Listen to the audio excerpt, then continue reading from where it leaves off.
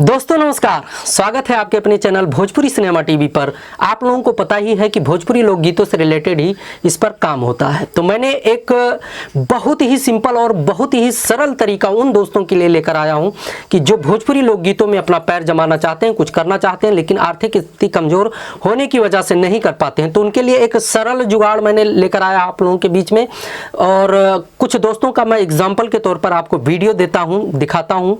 आप अगर video play कर दिए हैं तो पूरा वीडियो जरूर देखिएगा।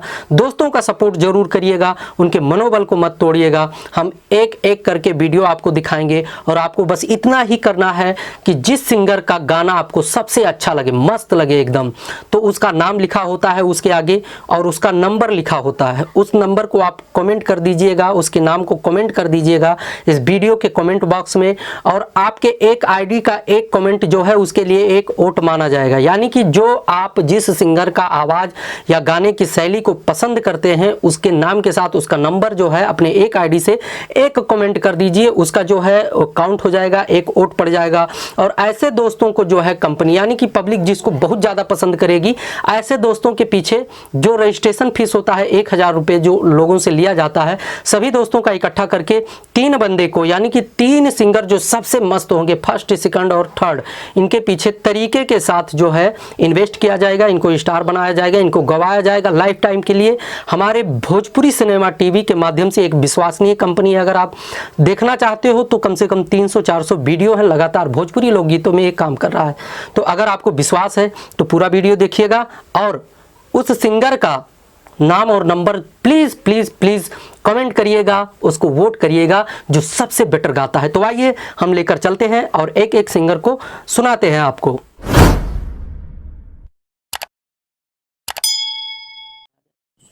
मेरा नाम अनुज यादव है। मैं इस कंपटीशन में भाग लेने जा रहा हूँ। प्लीज मुझे सपोर्ट करें। अगहवा न करा के रात चली गई लबहदवा, ओही बनत हम हूँ रात चल जाए नहीं हरवा। गहवा न करा के रात चली गई लबहदवा, ओही बनत हम हूँ रात चल जाए नहीं हरवा। कि तोहर अहिल नहीं के खाए रोटी भात के, बुझत नहीं के हमारा बात के। कि तोहर अहिल नहीं के खाए रोटी भात के, बुझत नहीं के हमारा बात के।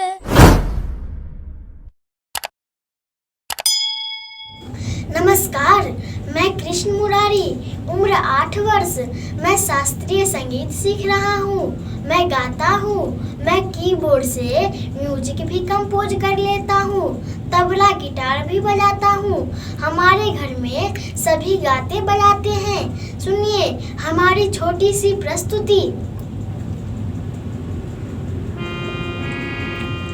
जा जा रे अपने मंदिरवा, जा जा रे अपने मंदिरवा। सुन पावेगी सांस ननदिया, सुन पावेगी सांस ननदिया। जा रे अपने मंदिरवा, जा जा रे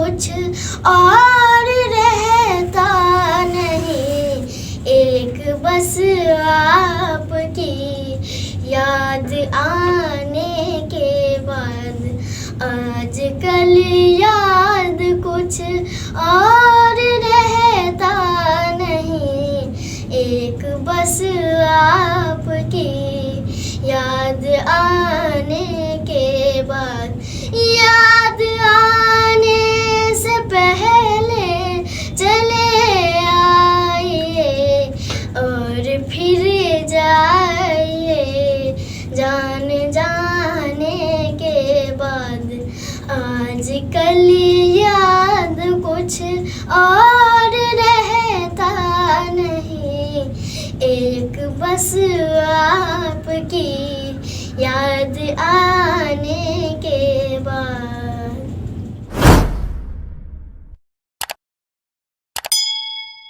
सैया लइका नियन सूत जाता कोरा में।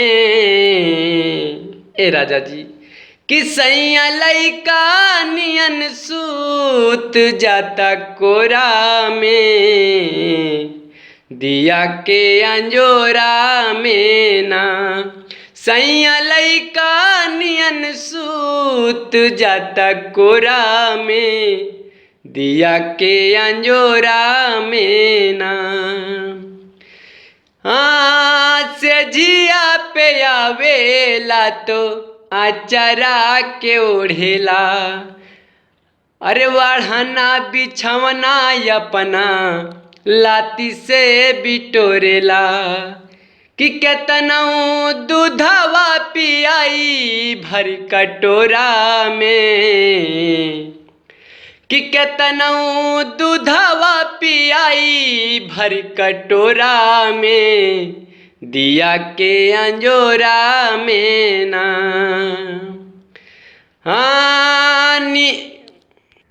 कि अगुआ जोड़ ना लगवले हमारा जोड़ा में, दिया के अंजोरा में ना। कि अगुआ जोड़ ना लगवले हमारा जोड़ा में, दिया के अंजोरा में ना।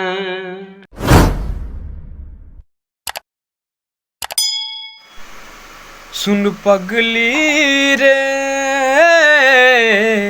पागल कहेला जमाना, सुन पगली रे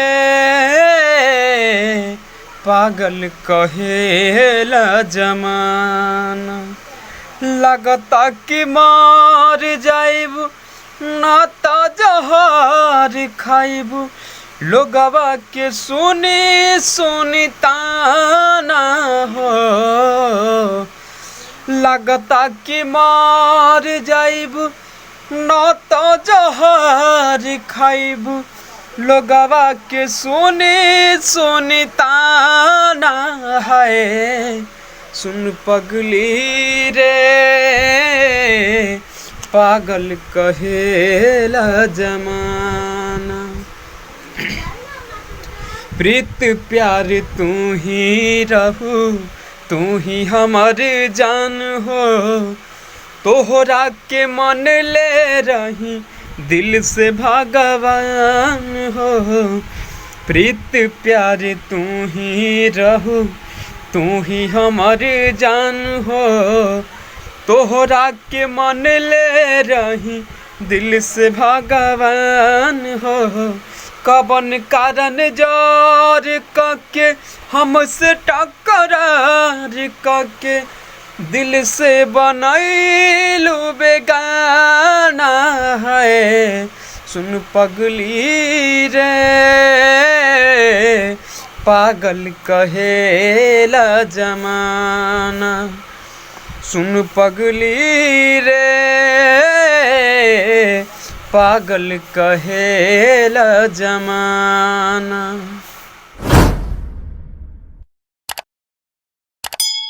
नमस्ते प्रणाम। कि अंग अंग दहिया तोटाता, मकई के लावा जैसे फूटता।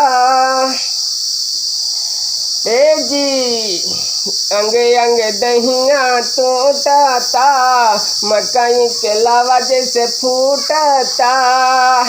दिया के अंजोरा में हो मोरा सैया हो, सुतला तनी कोरा में हो मोरा सैया हो, सुतला तनी कोरा में। और दूसरी लाइन रोज जाके सुत जाला दुआरा, बोला कहीं सवख नहीं पूरा। कबो छूछा के हट जाला हमके, कम रह जाला याद अधूरा।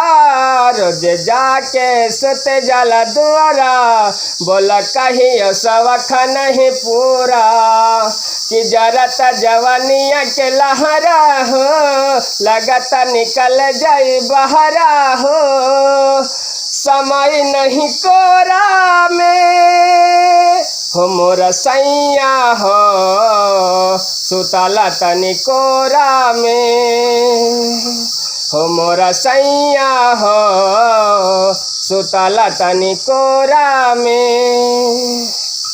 नमस्ते प्रणाम।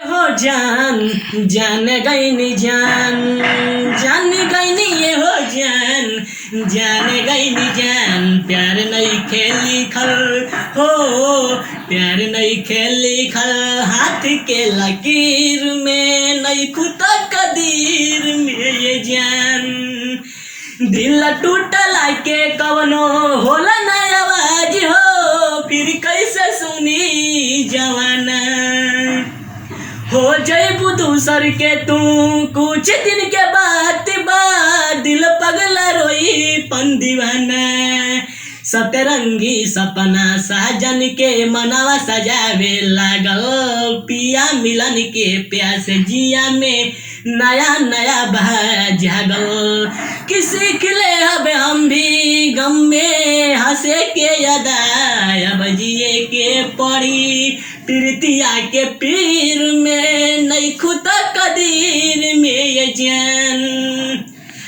अक्सर होला केहू हंसे केहू रोवेला प्रेम के भी लीला कुछ अजीब बा बेवफा भी कह दी कैसे मासूम यार के दागाबाजी अपन नसीब बा बन के दुल्हनिया जैबू जहिया सैया जी के गाँव में रखी है अपना राजा जी के तू झुलनी के छाँव में खुश रहा तू हरदम दिल से ये बात दुआ सांस बन के बसल बारू तू शरीर में नहीं खुदा कदीर में ये जान प्यार नहीं खेली खल हाथ के लकीर में नहीं खुदा कदीर में ये जान।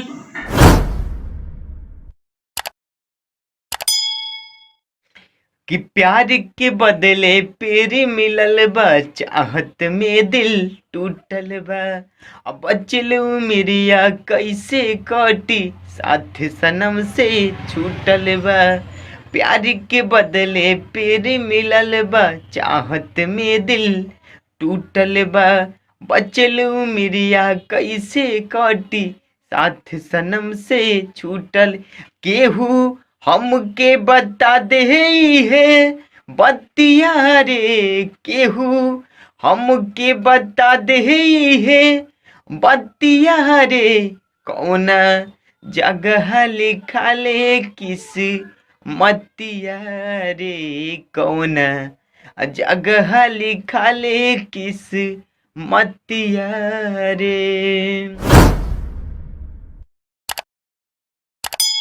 दिन भयस कुलिया प खेल तरुए तास हो नास कइले बा दिन भयस कुलिया प खेल तरुए तास हो नास कइले बा तपियावा मिलल बादमास हो अनास कइले बा। तो दोस्तों अगर जो सिंगर आपको बहुत अच्छा लगा होगा उसको कमेंट जरूर करिए प्लीज़, बहुत ज़्यादा ज़रूरी है क्योंकि आपका एक कमेंट एक सिंगर के लिए एक वोट माना जाएगा और कोई दबाव नहीं है ना कोई प्रेशर है। जो सबसे अच्छा गाता है उसको वोट करिए।